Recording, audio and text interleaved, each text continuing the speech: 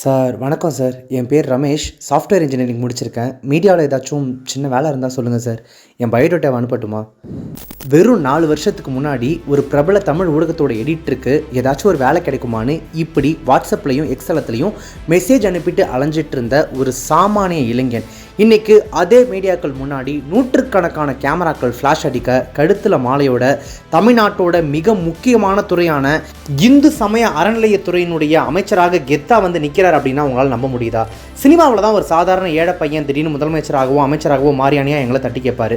ஆனால் அதை நிஜ வாழ்க்கையில் சாத்தியமாக்கி காமிச்சிருக்காரு நம்ம ஸ்ரீரங்கம் தொகுதி எம்எல்ஏ மற்றும் தற்போதைய அமைச்சர் ரமேஷ் அவர்கள். தமிழக அரசியல் வரலாற்றிலேயே 50 வருஷமாக நடக்காத ஒரு அதிசயம் இப்போ முதலமைச்சர் விஜய் தலைமையிலான தாவேகா அமைச்சரவையில் நடந்திருக்கு. யார் இந்த அமைச்சர் ரமேஷ்? இவருக்கு ஏன் இந்த அறநிலையத்துறை ஒதுக்கப்பட்டிருக்கு? இவருக்கு இந்த துறை ஒதுக்கப்பட்டது பின்னாடி ஏன் இவ்வளோ பரபரப்பு போயிட்டு இருக்கு? சொந்த வீட்டை அடகு வச்சு எலெக்ஷனில் நின்று இவருடைய கதை என்னன்னு தெரியுமா? எல்லாத்தையுமே டீட்டெயிலாக சொல்கிறேன். ஸ்கிப் பண்ணாமல் கடைசி வரைக்கும் ஃபுல்லாக பாருங்கள். கண்டிப்பாக இந்த வீடியோ பல வகைகளையும் உங்களை இன்ஸ்பயர் பண்ணும்.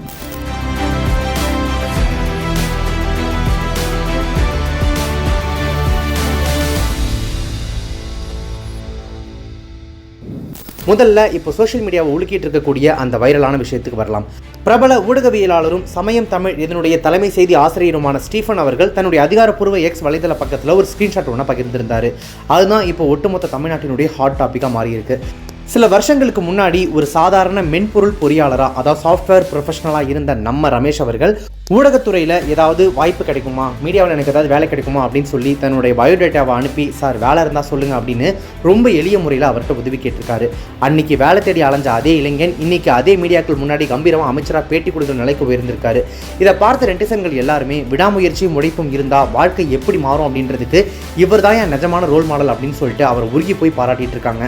அந்த இந்து சமயம் எடிட்டர் ஷேர் பண்ண ஸ்க்ரீன்ஷாட்டில் ரமேஷ் அவர்கள் போயிட்டு நார்மலாக வேலை கேட்டிருக்கிறத பார்க்கும்போது அங்கிருந்து வராப்பா இவ்வளோ தூரம் வந்திருக்காரு அப்படின்ற மாதிரி நமக்கே ரொம்ப ஆச்சரியமாக தான் இருக்குது. கண்டிப்பாக அந்த ஸ்க்ரீன்ஷாட் பார்க்குறவங்க எல்லா இளைஞர்களுக்கும் ஒரு மிகப்பெரிய உத்வேகமாக நிகழ்ச்சியாக தான் இருக்குது அப்படின்னு சொல்லணும். சரி, இந்த ரமேஷ் அப்படின்றவர் யார்? இவருடைய ஃபேமிலி பேக்ரவுண்ட் என்ன? இவர் எப்படி திடீர்னு இவ்வளோ பெரிய இடத்துக்கு வந்தார்? அவருடைய பின்னணியை முழுசாக விசாரித்து சில தகவல்களை திரட்டி இருக்கும், சொல்கிறேன் கேளுங்க. அமைச்சர் ரமேஷ் அவர்கள் இப்போ சென்னையில் வசித்தாலும் கூட இவருடைய அசல் பூர்வீகம் நம்ம டெல்டா மாவட்டமான கும்பகோணம் தானா. அதுலேயும் குறிப்பாக இப்போ அவர் ஜெயிச்சிருக்காரு ஸ்ரீரங்கம் தொகுதி.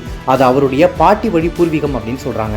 அதனால தான் எலெக்ஷன் பிரச்சாரத்தில் கூட என் குடும்பமே டெல்டா பகுதியை பூர்வீகமாக கொண்ட குடும்பம் அப்படின்னு சொல்லி அந்த மண்ணோட மைந்தனா மக்கள் கிட்ட உரிமையோட வாக்கு கேட்டார். இவருக்கு இப்போ வெறும் 31 வயது தாங்க ஆகுது. இந்த சின்ன வயசுலேயே சட்டமன்றத்துக்குள்ள நுழைஞ்சு அமைச்சரவையிலையும் இடம் பிடிச்சிருக்காரு. இவருடைய கல்வி தகுதியை பொறுத்த வரைக்கும் ஏதோ பெரிய கார்ப்பரேட் ஸ்கூலில் படித்தவர்களாம் இல்லைங்க. நம்ம அரசு பள்ளியில் தான் 12ஆம் வகுப்பு வரைக்கும் படிச்சிருக்காரு. அதுக்கப்புறம் பட்டப்படிப்பை முடித்து தனியார் நிறுவனம் ஒன்றில் வேலையும் பார்த்துருக்காரு. பிஇ மெக்கானிக்கல் இன்ஜினியரிங் முடித்த அவருடைய குடும்பத்தோட முதல் தலைமுறை பட்டதாரி, ஃபர்ஸ்ட் ஜென்ரேஷனல் கிராஜுவேட் நம்ம ரமேஷ் அவர்கள் தான். இவரோட அப்பாவும் அம்மாவும் ரொம்ப எளிய சமையல் தொழிலாளிகள். அடுத்தவங்க வீட்டு விசேஷங்களுக்கும் கடைகளுக்கும் சமையல் வேலை செஞ்சு தான் இவர் கஷ்டப்பட்டு வளர்த்துருக்காங்க. இங்கே தான் நெஞ்சை உருக்கிற ஒரு விஷயம் நடந்திருக்கு. ரமேஷ் அமைச்சராக பதவி பிரமாணம் எடுத்துக்கிட்ட அன்னைக்கு தமிழ்நாடு முழுக்க இவரை பற்றி தான் பேச்சு. டிவி சோஷியல் மீடியா முழுக்க அவருடைய முகம் தான். ஆனால் அவரோட அம்மா வழக்கம் போல் அன்னைக்கு ஒரு வேலைக்கு நான் வரேன் அப்படின்னு சொல்லிட்டதுனால அதை மறுக்காமல் போயிட்டு அன்றைக்கி சமையல் வேலை பார்த்து கொடுத்துட்டு வந்திருக்காங்க. தான் மகன் தமிழ்நாட்டோட அமைச்சராகக்கூடிய அந்த வரலாற்று சிறப்புமிக்க தருணத்தை கூட நேரில் பார்க்க முடியாமல் அவங்க வேலைக்கு போனதும் இன்னமும் அவங்க அந்த எளிய சமையல் வேலையை எவ்வளோ சின்சியராக நேர்மையாக செஞ்சுட்டு வர்றதும் ரமேஷ் எவ்வளோ ஒரு சாதாரணமான எளிய பின்னணியிலிருந்து வந்திருக்காரு அப்படின்றத நமக்கு உணர்த்துது. அரசியல் பின்புலமோ கோடிக்கணக்கில் பணபலமோ இல்லாத ஒரு நடுத்தர குடும்பத்து இளைஞனுடைய உழைப்புக்கு கிடைச்ச அசல் அங்கீகாரம் இது. நம்ம ஊரில் அரசியல்னால நமக்குலாம் என்ன மைண்ட் செட்டு? அரசியலா அது ஒரு சாக்கடைப்பா, அரசியலா அதுக்கு கோடிக்கணக்கில் பணம் வேணும்ப்பா, பெரிய காட்ஃபாதர் பின்னணி வேணும், பாரம்பரியமாக அரசியல் குடும்பம் இருக்கணும், இப்படிலாம் நிறைய சொல்லுவாங்க. இப்படி தான் நாமளும் நினச்சிட்டு இருக்கோம். பணக்காரங்களுக்கு மட்டுமே அரசியல் அப்படின்ற பிம்பத்தை டோட்டலாக உடைச்சவங்களில் ஒருத்தர் தான் ரமேஷ். அரசியல் பக்கமே தலை காட்டாமல் நடுத்தர குடும்பங்களில் இருந்து வந்த பல பேர் இந்த தாவேகா ஆட்சியில் அரசியல்வாதிகள் ஆயிருக்காங்க. அதில் ஒருத்தர் தான் ரமேஷ். இவருக்கு தாவேகா தலைவர் விஜய் அவர்கள் திருச்சி மாவட்டத்தில் இருக்கக்கூடிய ஸ்ரீரங்கம் தொகுதியில் போட்டியிட சீட்டு கொடுத்தாரு. கையில் பெரிய அளவில் பணபலம்லாம் இல்லை இவர்கிட்ட. எதிர்த்து நிற்கிறது பல வருஷமாக தமிழ்நாட்டை ஆட்டி படைக்கக்கூடிய இருபெரும் பாரம்பரிய திராவிட கட்சிகளுடைய வேட்பாளர்கள். அவங்க கிட்ட பணபலம், ஆள்பலம், விளம்பரம் எல்லாமே அசுர வேகத்தில் இருக்குது. அப்போ ரமேஷ் என்ன பண்ணார் தெரியுமா? தன்னுடைய சொந்த வீட்டை அடகு வச்சு அதில் கிடைச்ச பணத்தை வச்சு தான் தேர்தல் பிரச்சாரத்தை இவர் எதிர்கொண்டிருக்காரு. ஸ்ரீரங்கத்திலேயே தங்கி மக்களோட குறைகளை தேவைகளை தீவிரமாக கேட்டறிஞ்சு களப்பணி செஞ்சிருக்காரு. என்கிட்ட கோடிக்கணக்கில் பணம்லாம் இல்லை, ஆனால் மக்களுக்காக உழைக்க என் உடம்புல தெம்பு இருக்குது, நான் உங்கள் வீட்டு பிள்ளைன்னு மக்கள்கிட்ட பிரச்சார களத்தில் அவர் பேசின வீடியோஸ் எல்லாமே அப்போ சம வைரலாக போயிட்டு இருந்துச்சு. அதோட பலனா இருவரும் கட்சிகளோட வேட்பாளர்களையும் வீழ்த்தி திமுக வேட்பாளரை விட 33,590 வாக்குகள் வித்தியாசத்தில் அமோக வெற்றி பெற்று 31 வயதிலேயே சட்டமன்றத்துக்குள்ள கம்பீரமாக நுழைஞ்சிருக்காரு நம்ம ரமேஷ் அவர்கள். நிறைய பேருக்கு ஒரு டவுட் இருக்கலாம், என்னப்பா இது திடீர்னு சீட்டு கொடுத்தாங்க, ஜெயிச்சிட்டாரு, அமைச்சர் ஆயிட்டாரு, விஜய் மக்கள் இயக்கத்தில் இவருக்கு எப்படி இவ்வளோ முக்கியத்துவம் கிடைச்சது அப்படின்னு. அப்படிலாம் சாதாரணமாக பேசிட முடியாதுங்க. இதுக்கு பின்னாடி 15 வருட உழைப்பும் விசுவாசமும் இருக்குது. ரமேஷ் 8வது படிக்கிற காலத்தில் இருந்தே நடிகர் விஜயனுடைய தீவிர ரசிகராக இருந்திருக்காரு. 2016 முதலே விஜய் மக்கள் இயக்கத்தில் ஒரு சாதாரண தொண்டனா சமூக சேவகராக தன்னை இணைச்சிக்கிட்டாரு. 10 ஆண்டு கால சமூக சேவை. கடந்த 10 வருஷமாக ரமேஷ் செஞ்ச காரியங்கள் சாதாரணமானது இல்லைங்க. இரத்த தான முகாம்கள், மருத்துவ முகாம்கள், ஏழை எளிய குடும்பங்களுக்கு நலத்திட்ட உதவிகள், அரசு பள்ளி குழந்தைகளுக்கு கல்வி உதவிகள், முதியோர்கள் மற்றும் குழந்தைகளுக்கு ஊட்டச்சத்து உணவுகள்னு தொடர்ந்து களத்தில் நின்றுருக்காரு. அன்னதான பிரபுன்னு சொல்கிறாங்க இவரை. குறிப்பாக ஒவ்வொரு மாதமும் தொழுநோயாளிகள் இல்லம், சிறப்பு குழந்தைகள் பள்ளி, சாலையோர மக்களுக்கு அன்னதானம் வழங்குறத ஒரு கடமையாகவே செஞ்சுட்டு வந்திருக்காரு. பேச்சாளர் ப்ளஸ் செய்தி தொடர்பாளர். விஜய் மக்கள் இயக்கத்தில் மேடைகளில் சூப்பராக லாஜிக்கலாக பேசக்கூடிய திறமை இவருக்கு இருந்துச்சு. இதை நோட் பண்ணின விஜய் இவர் முதல்ல செய்தி தொடர்பாளராக நியமித்தார். இவருடைய பேச்சு திறமையையும் ஊடகங்களை கையாளுற விதமும் முதலமைச்சர் விஜய்க்கு ரொம்ப பிடிச்சி போய் தாவேகா கட்சி ஆரம்பித்ததும் இவர் ஊடகம் மற்றும் செய்தி தொடர்பு அணியின் மாநில ஒருங்கிணைப்பாளராக நியமித்தார் விஜய். உங்களுக்கு ஞாபகம் இருக்கலாம், ஒரு தாவேகா பொதுக்கூட்டத்தினுடைய மேடையில் ரமேஷ் அவர்கள் பேசினதை பார்த்துட்டு விஜய் அவர்கள் அவர் பேசி முடிச்சதும் நெஞ்சை பிடிச்சிக்கிட்டு எப்பா என்னப்பா இப்படி பேசுகிற அப்படின்ற மாதிரி சிரிச்சுக்கிட்டே க்யூட்டாக ஒரு ரியாக்ஷன் கொடுத்துருப்பாரு. அதுதான் ரமேஷை கிட்டத்தட்ட மக்கள் மத்தியில் ஃபேமஸ் ஆகிச்சு அப்படின்னே சொல்லலாம். விஜய் அவர்களுடைய அந்த ரியாக்ஷன் ரமேஷை எங்கேயோ கொண்டு போயிடுச்சு. சரி, இப்போ விஷயத்துக்கு வரலாம். ரமேஷுக்கு இந்து சமய அறநிலையத்துறை ஒதுக்கப்பட்டது ஏன்? இப்போ கோட்டை வட்டாரத்தில் இருந்து சோஷியல் மீடியா வரைக்கும் இதுதான் பரபரப்பாக பேசப்படுது.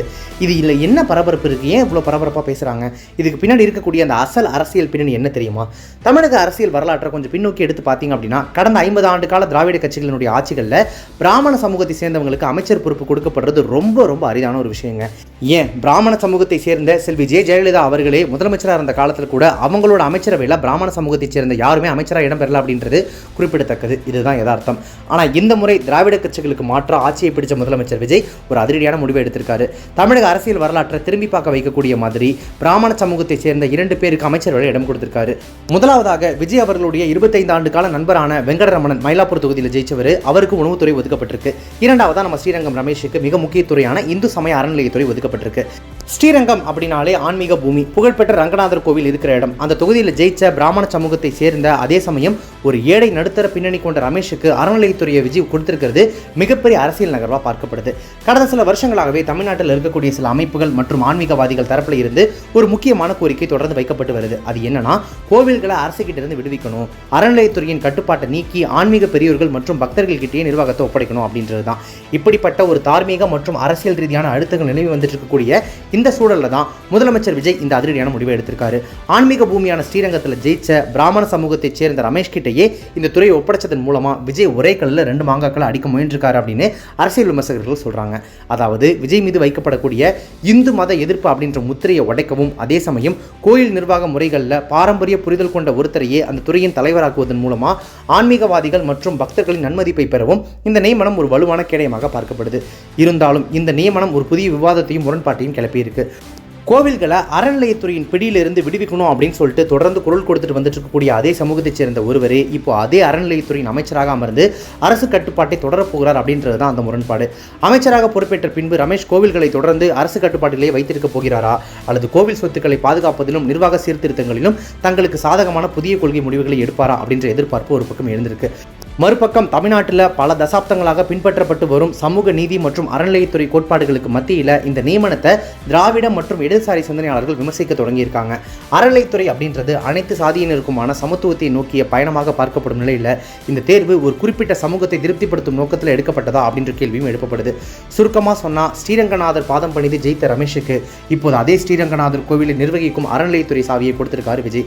கோவிலை விடுவி அப்படின்னு முழங்கியவர்கள் மத்தியில் கோவில் துறை உங்கள்கிட்டயே தர சிறப்பாக நடத்துங்க அப்படின்னு விஜய் ஆடி இருக்கக்கூடிய இந்த ஆட்டம் தமிழக ஆன்மீக அரசியல் களத்தில் ஒரு புது அத்தியாயம்.